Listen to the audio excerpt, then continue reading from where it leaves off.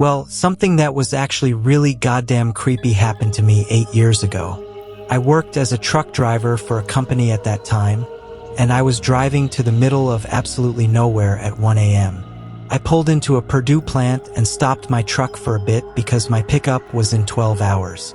So, I just chilled for a second and listened to some music, and then I slept a little. At about 3 a.m., I hear something tapping on my passenger side door.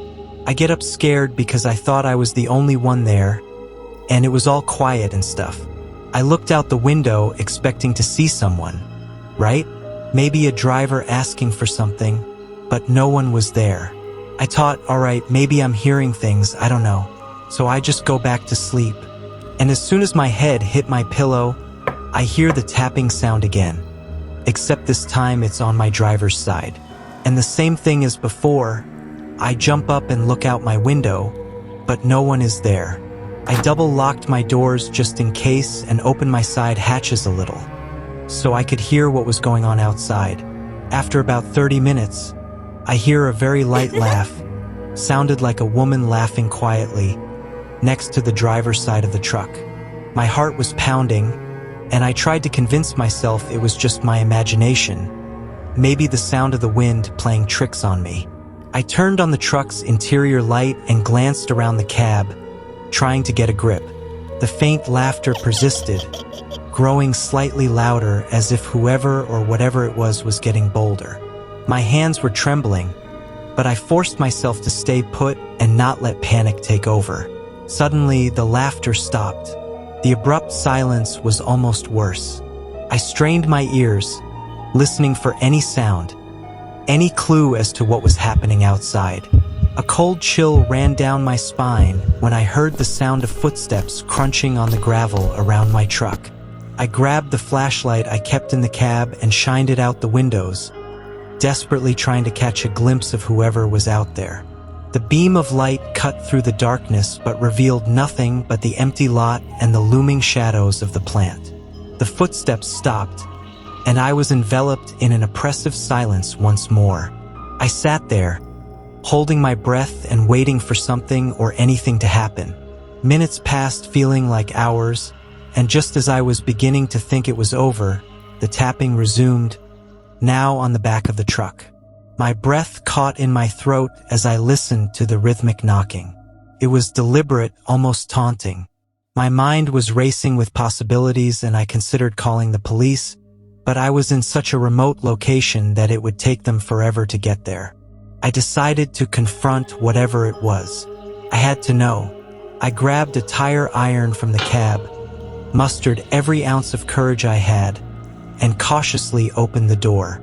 The cold night air hit me, and I felt an overwhelming sense of vulnerability as I stepped out. The gravel crunched under my boots as I walked to the back of the truck. When I reached the back, I raised the flashlight and shined it around, expecting to see someone standing there, but nothing. I let out a shaky breath, lowering the tire iron. Maybe it really was just my mind playing tricks on me. As I turned to head back to the cab, I caught a glimpse of something in my peripheral vision, a shadow darting between the trailers. "Hey!" I shouted, my voice echoing in the night. "Who's there?" Silence answered me, and the shadow was gone. My heart raced as I hurried back to the cab, slamming the door shut behind me and locking it again. I was done playing games. I sat there, gripping the steering wheel, trying to calm my racing heart.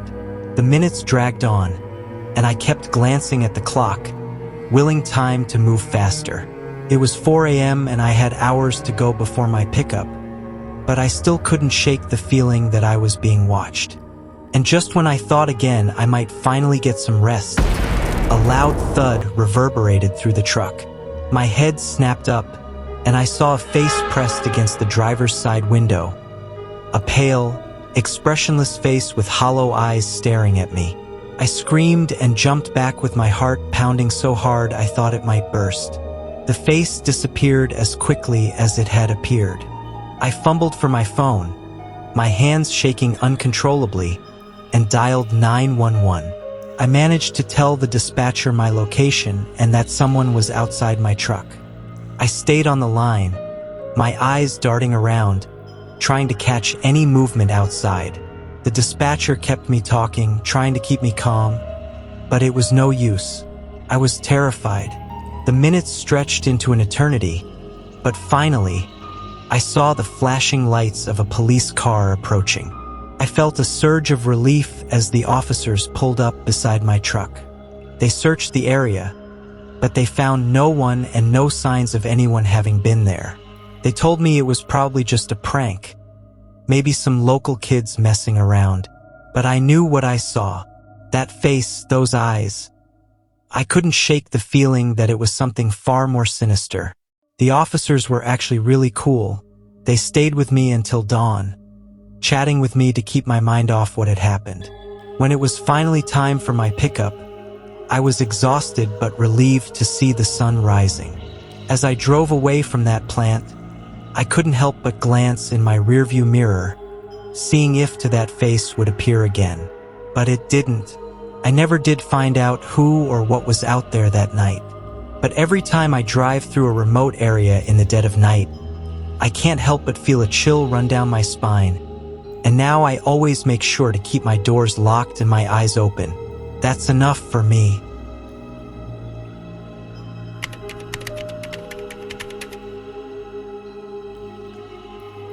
I work for a trash company, so my days start really damn early, at 2 a.m. And during the winter of 2009, I was driving down a backcountry road around 3 in the morning when I came across someone in a white hoodie and black jeans sitting in the middle of the road. It looked like it was a man. I stopped and got out of the truck real quick to see if he needed help. I always kept a baseball bat for defense. He refused to move. In fact, he didn't even bother looking at me when I was talking to him. But there was something really strange about it. I literally couldn't see his face at all. And it wasn't because it was dark, it was like he didn't even have a face. And then suddenly, he looked at me. I got scared as shit because he turned his head really quick. And then I could see his eyes. They were really small, like really, really small, and they looked like they were all white. I've never seen anything like this. It was like he got out of a horror movie. I got scared and I ducked real quick to get my baseball bat in case something went wrong. And as soon as I got up to take a look at the thing, he was gone. I sat there for about a minute and thought what the hell I had just witnessed. Shaken, I took a few deep breaths, trying to steady my nerves. I started the engine and continued down the road, glancing in my rearview mirror every few seconds. The road was eerily quiet, and as I drove, I couldn't shake the feeling that I wasn't really alone. After what felt like an eternity, I reached the main highway and began to relax a little. The familiarity of the route was comforting, but I couldn't stop thinking about the quote-unquote man in the road. Who was he? What was he? When I finally arrived at the depot, I was relieved to see the familiar faces of my coworkers. I tried to shake off the unease, but it clung to me like a second skin. I went about my tasks mechanically, the encounter replaying in my mind over and over. During a break, I pulled one of my coworkers aside and told him about what I had seen. He looked at me skeptically at first, but then grew serious. "Man, I've actually heard stories about that road," he said. "People talk about seeing things, weird things, especially late at night. I've heard some say it's haunted." Haunted. The word sent a chill down my spine. I tried to laugh it off, but the fear in my coworker's eyes told me he really wasn't joking. We finished our shift in uneasy silence, and I couldn't wait to get home. The drive back was uneventful, but my nerves were still on edge. I kept glancing around, kinda expecting to see the faceless man again. When I finally pulled into my driveway, it was a relief to be home. I locked the doors and checked the windows, making sure everything was secure before heading to bed. I lay there in the dark, my mind refusing to quiet down. Eventually, exhaustion took over, and I drifted into a fitful sleep. I woke up sometime later. There was a noise, a soft knocking sound coming from the front door. I froze, listening intently. It continued rhythmic and insistent. I got out of bed slowly, trying not to make any noise, and crept towards the door. Peering through the peephole, I saw nothing but darkness. The tapping stopped, and I let out a breath I didn't realize I was holding. I turned to go back to bed, but then it started again, louder this time. I steeled myself and opened the door with my baseball bat in hand. There was no one there. I stepped outside, looking around, but the street was empty. Just as I was about to go back inside, I heard a whisper, faint and almost imperceptible, coming from the shadows. "Help me," it said. I spun around, but there was still no one in sight. The whispering continued, growing louder and more urgent. I backed up slowly and shut the door, bolting it tight. I retreated to the safety of my bedroom with my mind racing with fear and confusion. The rest of the night passed in a blur of sleeplessness and dread. I couldn't shake the feeling that the faceless man was somehow still out there, waiting. When dawn finally broke, the daylight brought a sense of normalcy, and I convinced myself that it had all been my mind.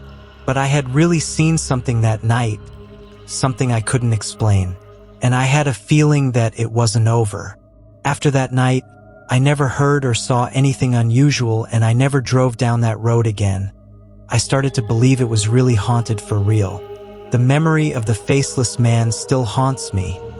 There are things in this world that defy explanation, and though I tried to move on, a part of me would always be stuck in that moment, standing in the middle of the road, staring into those soulless eyes. Life went on, but I was never quite the same. I became almost paranoid, a lot more aware of my surroundings. The experience had changed me. Fortunately, I moved out of that house a few years ago, after the knocking sound on the door. I still fight to take the image of that thing out of my mind.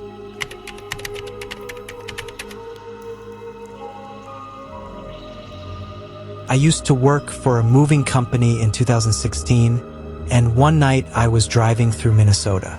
One night around 1:30 a.m. I was doing my usual job thinking nothing was going to happen, but something really terrifying did happen. The highway was pretty much empty. I was the only one there. I was listening to music on the YouTube app on my phone when I noticed something on the road, something long spanning my entire lane, like half a mile in front of me. I slowed down and prepared to move into the opposite lane.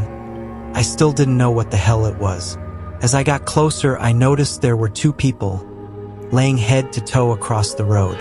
They didn't move a goddamn inch. I swerved into the other lane, successfully avoiding them, and I did a complete stop to just check on them really quick.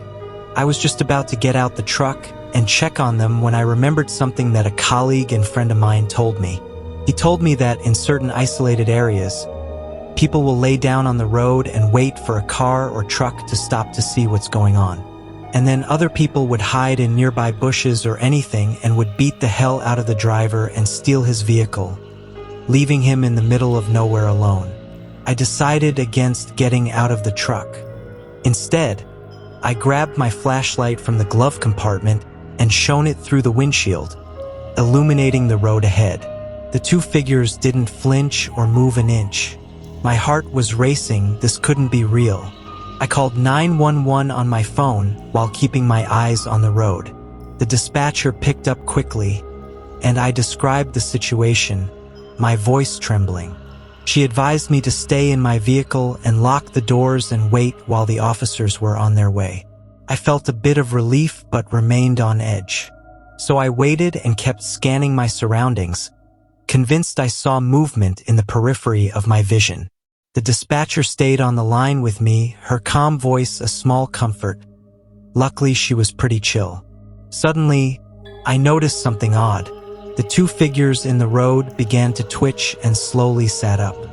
They started to crawl towards my truck, their movements unnervingly slow and deliberate. I fumbled with the locks on my doors, double-checking that everything was secure. As they got closer, I could make out their faces in the dim light. They were expressionless, almost lifeless, and their eyes looked vacant. It was as if they were in some kind of trance. I kept talking to the dispatcher, updating her on what was happening, but my mind was racing with confusion. The figures reached the front of my truck and just stood there, staring at me through the windshield. They didn't say a word, didn't make any aggressive moves, just stood and stared, and it was deeply unsettling. Out of nowhere, the silence was shattered by the sound of approaching sirens. The figures seemed to snap out of their trance and bolted into the nearby woods with unnatural speed. I got even more confused. When they ran, they didn't look too human. You know? 2 officers approached my vehicle cautiously, and I rolled down the window to explain what happened. They nodded, looking both concerned. One officer stayed with me while the other went to check the area where the figures had disappeared. After a few tense minutes, the second officer returned, shaking his head. There was no sign of the 2 people. It was as if they had just vanished into thin air. The officers took my statement and advised me to be cautious, but said that sadly there wasn't much they could do without more information. I thanked them anyways and got back into my truck, shaken as hell. I decided to continue my route, wanting to put as much distance between myself and that eerie stretch of road as possible. I kept glancing in my rearview mirror as I drove away. The rest of my drive was uneventful, but I couldn't shake the feeling of unease. When I finally reached my destination, I was exhausted but couldn't sleep. The image of those 2 figures haunted my thoughts. I kept replaying the moment they ran like non-humans, wondering what would have happened if I had gotten out of the truck to get closer. And then, days later, I actually heard a news report about a missing person in the same area where I had encountered the figures. The report described strange, ritualistic markings found near the road.